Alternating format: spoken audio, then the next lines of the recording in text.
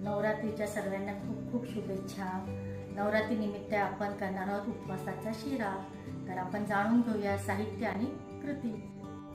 हे शिंगाड्याचं पीठ आहे, विलायची आहे, काजू बदाम अक्रोड आहे, गूळ आहे, तूप, केळी आणि दूध। आता आपण घालणार आहोत तूप।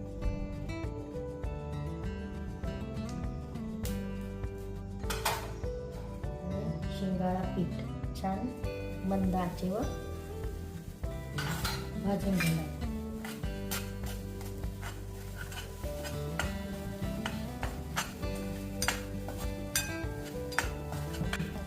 पाच मिनिटं झाले आहे, ब्राऊन झालं छान। आता आपण त्याच्यात केळीचे स्काप टाकले, ते मेल्ट करून घेणार।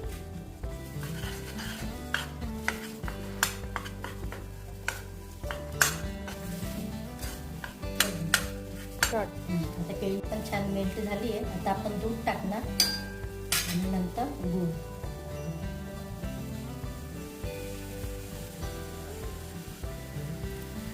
लागेल तितकं दूध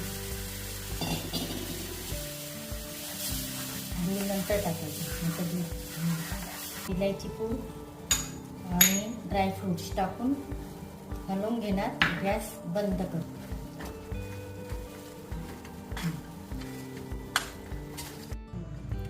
शिरा तयार आहे।